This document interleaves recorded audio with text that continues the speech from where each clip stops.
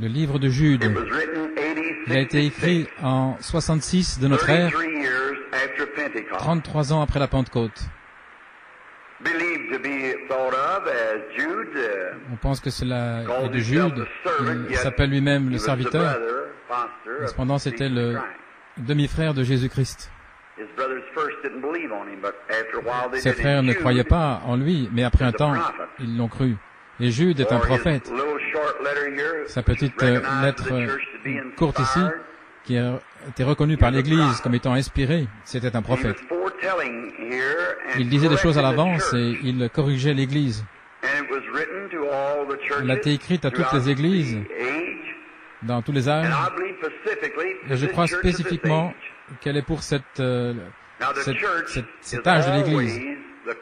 Maintenant, l'Église, c'est toujours ceux qui sont appelés, les gens nés de nouveau, qu'ils soient méthodistes, baptistes, presbytériens, quoi qu'ils soient, ce sont les appelés de Dieu. Maintenant, nous voulons regarder directement dans sa parole et lire une portion ici et voir ce qu'il veut dire, comment il va parler à notre cœur. Je désire que chaque personne maintenant oublie la lessive de main et les choses que nous devons faire. Nous sommes ici dans un but, c'est adorer Dieu. Nous sommes ici pour apprendre quelque chose. Et je suis ici pour apprendre quelque chose. Et je m'attends au Saint-Esprit qu'il m'enseigne quelque chose cet après-midi. M'enseigner comment être un meilleur homme, un meilleur ministre. Et par moi, vous enseigner comment être un meilleur chrétien. Et nous tous ensemble, être une meilleure Église. C'est pour cela que nous sommes ici. Et la parole de Dieu est pour instruction et réprimande, afin que l'homme se tienne debout devant Dieu sans reproche. Si nous suivons bien le plan, nous nous tiendrons debout sans reproche. Maintenant, le livre de Jude, je désire lire quelques versets. Jude, le serviteur de Jésus-Christ et frère de Jacques, à ceux qui sont sanctifiés par Dieu le Père et préservés en Christ et appelés, que la miséricorde vous soit et la paix et l'amour vous soient multipliés.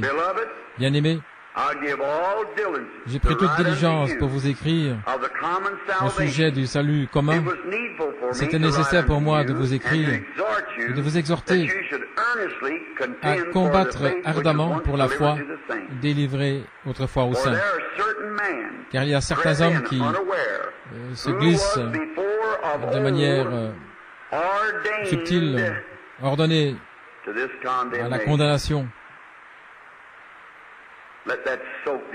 Que cela entre bien, une minute, je vais le relire, qui, depuis longtemps, sont ordonnés à cette condamnation. Vous croyez cela? C'est ce qu'il a dit. Des hommes impies qui tournent la grâce de Dieu en débauche et qui renient le seul Seigneur Jésus, seul Dieu, Seigneur Jésus-Christ. Je vous rappelais, bien que vous le saviez, comment le Seigneur, après avoir sauvé les gens du pays d'Égypte, son peuple, après il les a détruits ceux qui ne croyaient pas, et les anges qui n'ont pas gardé leur premier état, mais qui ont quitté leur habitation, ils sont réservés pour des chaînes éternelles dans les ténèbres jusqu'au grand jugement. Même Sodome et Gomorrhe et les villes aux alentours, de la même manière, qui se sont donnés à la fornication, allant après une chair étrange, et sont là comme exemple de souffrance et de vengeance dans le feu éternel. Maintenant, comme titre, c'est ce qu'on trouve au 3e verset. Combattre ardemment pour la foi qui a été autrefois délivrée aux saints.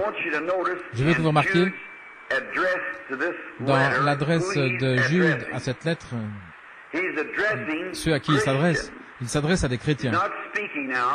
Il ne parle pas maintenant à des incroyants, il parle directement à des chrétiens.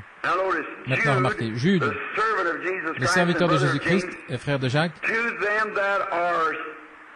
à ceux qui sont sanctifiés, ce n'est pas au monde, à ceux qui sont sanctifiés en Dieu, le Père, préservés en Jésus-Christ et appelés. Il s'adresse à l'Église et leur dit, ceux qui sont sanctifiés en Dieu, préservés en Christ et appelés. Maintenant, il a dit, vous êtes les gens à qui je parle, afin que vous combattiez ardemment pour la foi qui a été autrefois délivrée aux saints. Ce n'est pas une foi qui a été délivrée, mais la foi qui a été délivrée. Avez-vous remarqué? La foi qui a été autrefois délivrée aux saints. Pas simplement une foi. Les gens disent, c'est contre ma foi. Il n'y a qu'une seule foi. Une seule foi. Un seul Seigneur, un seul Dieu, un seul baptême, une seule foi, une seule doctrine. Maintenant, les gens disent, j'ai une foi, je vais dans mon église. Eh bien, ce n'est pas de ça que Jude parle. Il parle ici aux gens qui doivent combattre pour la foi qui a été autrefois délivrée aux saints. Maintenant, la seule manière de savoir, si nous pouvons découvrir ce qu'est la foi, alors nous pourrons combattre ardemment pour cette foi-là. N'est-ce pas vrai? Pour la foi. La foi qui a été autrefois délivrée aux saints.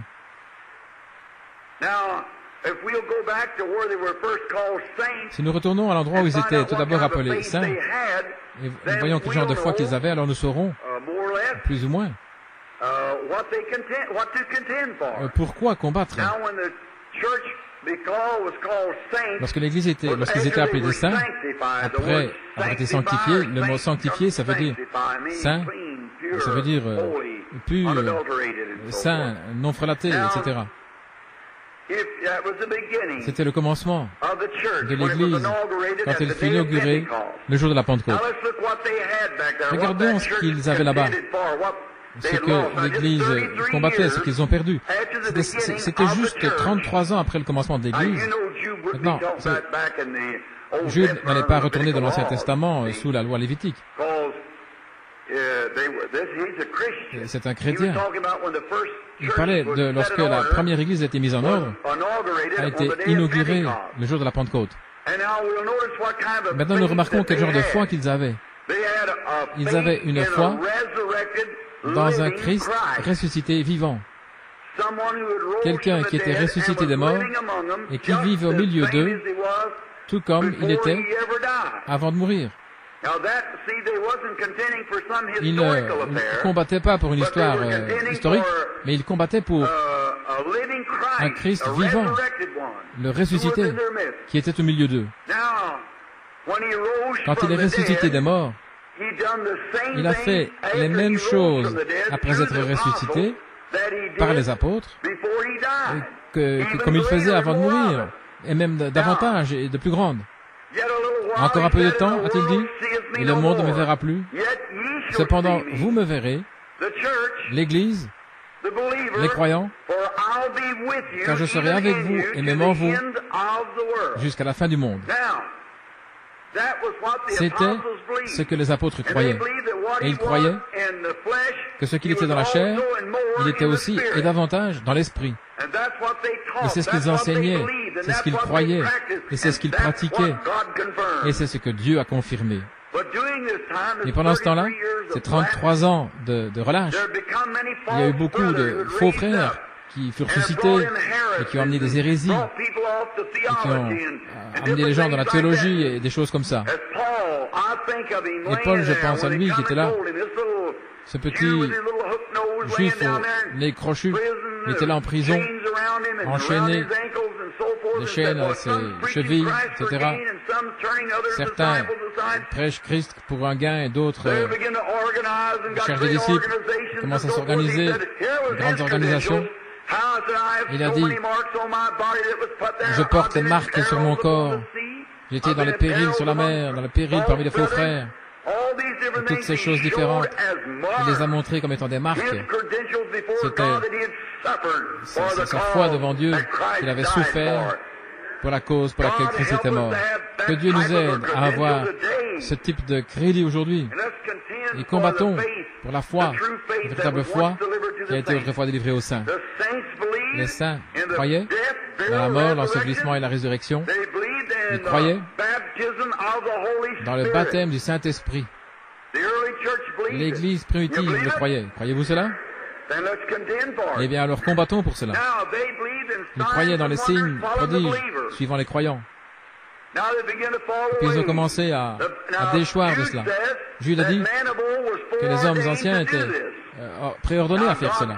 Maintenant, Dieu est souverain, bien sûr, il sait. Il ne veut pas que quiconque périsse, mais que tous arrivent à la repentance. Mais afin d'être Dieu, il doit savoir, et il sait, avant que les choses arrivent, qui serait sauvé et qui ne serait pas sauvé. C'est exact. Ainsi, il y a certaines personnes qui ne seront pas, et Dieu savait depuis le commencement, et qui ne le seraient pas. Il a même suscité Pharaon, il a endurci son cœur pour ce but-là, afin de pouvoir montrer sa puissance. Et Ésaü et Jacob, pour montrer l'élection de Dieu, qu'elle est ferme avant que les enfants soient nés. Dieu a dit, j'aime Jacob et j'ai haï Ésaü. C'est exact. Mais vous êtes un chrétien parce que Dieu a ordonné que vous soyez un chrétien. Vous deviez être un chrétien. Maintenant, vous pouvez tourner ça autrement. Votre place est là. Si Dieu vous appelle, eh bien, allez-y, emparez-vous-en. Combien c'est merveilleux. Combattre ardemment pour la foi qui a été autrefois délivrée aux saints. Là, dans ces âges, étant la foi même qu'ils avaient au commencement, est censé être encore aujourd'hui. Un érudit avec lequel je mangeais il n'y a pas longtemps, Stanley Jones, disait, Frère Branham, je vois que dans vos réunions, il y a beaucoup de pentecôtistes. Oui, monsieur. Et il a dit, pourquoi? Ce sont ceux qui croient. Et il a dit, eh bien, Frère Branham, je pense que la Pentecôte, c'était un échafaudage. Que Dieu allait édifier un bâtiment. La Pentecôte, c'était un échafaudage. Il dit, oui, c'est juste, je suis d'accord avec vous. Et il dit, après que le travail d'échafaudage est terminé, nous n'avons plus besoin d'échafaudage. Mais j'ai dit, mais le travail d'échafaudage n'est pas encore terminé. Quand le bâtiment sera terminé, alors Dieu enlèvera. Mais nous avons encore besoin, nous avons besoin de n'importe quelle échelle, de n'importe quelle pierre sur laquelle marcher pour avancer. Nous avons besoin de tout. Jusqu'à ce que cet évangile soit prêché à toutes les langues, les nations, alors Jésus reviendra. Maintenant, nous avons beaucoup de tracts de théologie partout dans le monde, mais l'évangile, ce n'est pas la Bible tout entière. La Bible dit, ce n'est pas complètement ça, il dit que l'évangile n'est pas venu à nous seulement en parole, mais en démonstration et puissance, démonstration du Saint-Esprit. Jésus a dit, allez dans le monde entier, prêcher l'évangile à chaque créature. Il voulait dire, allez dans le monde et démontrer la puissance de Dieu à chaque création, chaque créature. Afin de prêcher l'évangile, afin de pouvoir prêcher l'évangile, vous devez avoir la puissance et la démonstration du Saint-Esprit pour prouver l'évangile. La lettre tue, la parole, la lettre tue, l'esprit donne la vie. Donc ce n'est pas quelque chose de rituel, mais c'est absolument une réalité réelle, vivante, de la résurrection de Jésus-Christ vivant parmi les hommes. Et c'est ça la foi. Et j'essaie de mon mieux de combattre pour cela aujourd'hui. Que Jésus-Christ est le même hier, aujourd'hui et pour toujours. Et sa puissance est sans limite. Vous pouvez limiter Dieu, vous pouvez limiter Christ. Si vous limitez l'Église aujourd'hui et ses possibilités, vous limitez Dieu. Mais quelles que soient les choses que vous désirez, quand vous priez, croyez que vous les recevez et vous pourrez l'avoir. Il a dit ça, je le crois, je sais que c'est la vérité. Maintenant, nous pensons combien c'est merveilleux, comment Dieu a fait ces choses pour nous, et voir en ce jour comment il a été prédit par les prophètes, par les Écritures. Et quelqu'un m'a posé la question, c'était le même homme, pourquoi je m'associais avec les pentecôtistes? Maintenant, voici la raison. Maintenant, je sais qu'il y a beaucoup de choses que je pense qui devraient être corrigées au niveau de la doctrine, c'est mon opinion. Et peut-être que moi aussi, mais voici une chose que j'ai découvert. Ce sont des gens avec une foi vivante. Ils ont absolument saisi quelque chose. Dieu là-bas, qui leur donne une nouvelle naissance, qui met Dieu dans la personne, qui le fait croire dans le surnaturel. Maintenant, si vous n'êtes pas né de nouveau, vous ne croyez pas dans le surnaturel. Et si vous ne croyez pas dans le surnaturel, vous n'êtes pas né de nouveau. Parce que lorsque vous êtes né de nouveau, vous devenez un fils de Dieu. Et étant un fils de Dieu, vous avez la nature de Dieu. Et alors vous revêtez les choses, vous voulez voir le mouvement de Dieu, vous voulez voir Dieu agir. Parce que vous êtes son fils, vous êtes fait à son image. Et vous êtes né de son esprit, vous faites partie de lui. Et alors vous avez la foi pour n'importe quoi. Amen.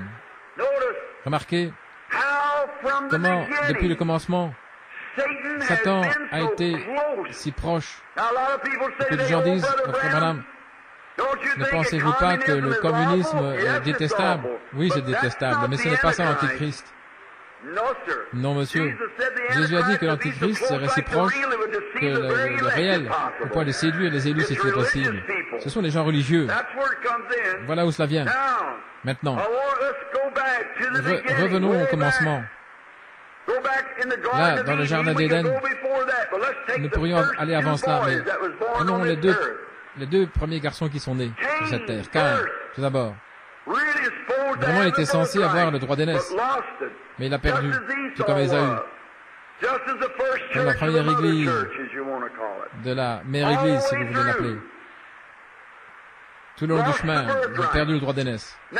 Maintenant, Caïn et Abel, quand ils ont été rejetés du jardin d'Éden, parce que la mort était venue par leurs parents et eux, ces deux garçons étaient des garçons religieux, très religieux. Si vous voulez voir où ils vivaient, si vous voulez découvrir quel genre de moisson vous allez avoir, eh bien regardez quelle sorte de semence vous allez planter. Maintenant la Genèse, c'est la semence ou le commencement. Et comment là-bas, au commencement, nous voyons les esprits qui arrivent. Par exemple, nous passons à Babylone. Lorsque Babylone est apparu la première fois, regardons dans la Bible, Babylone est apparu là-bas. Vous savez, Nimrod a construit Babylone. D'abord, Babylone s'appelait la porte du ciel. Et puis, elle fut appelée la confusion. Et c'est là où l'idolâtrie a commencé. Nimrod était un fils de Cam, et ça vient d'un fils de Caïn. Regardez ces semences, comme elles arrivent. Regardez ce qu'elles portent, leurs actions. Et maintenant, nous sommes directement au-dessus des cieux. La moisson a grandi. Oh, j'espère que cela entre profondément maintenant, afin de pouvoir avoir une fondation. Voyons quelque chose qui est en train d'arriver maintenant. Là, au fond, il y a la semence. Et regardez ce qui va arriver ici au-dessus. Regardez où se trouve la semence. Regardez ce que c'est. Maintenant, Caïn et Abel étaient tous les deux des hommes très religieux. Et l'un d'eux était le type de Christ, et l'autre était l'Antichrist. Caïn était juste aussi religieux qu'Abel. Amen. Regardez, remarquez-le. Bien souvent, vous remarquez, regardez ici, comme Caïn a tué Abel à l'autel, de même, Judas a tué Jésus à l'autel. Caïn et Abel étaient un type de Judas et de Jésus. Tout le long, vous avez le pour et le contre. Regardez l'arche. Dans l'arche, il y avait la colombe et il y avait le corbeau. Tous les deux étaient là, dans l'arche. Ils nidifiaient là, ensemble. Et là, tous les deux pouvaient voler. Tous les deux, c'était des oiseaux. Et si vous remarquez, c'était leur nourriture. Quand ils ont libéré le corbeau, ils pouvaient voler d'une carcasse morte à une autre carcasse et manger et être satisfaits. Mais la colombe ne pouvait pas trouver de repos pour ses pieds. Une colombe n'a pas de bile.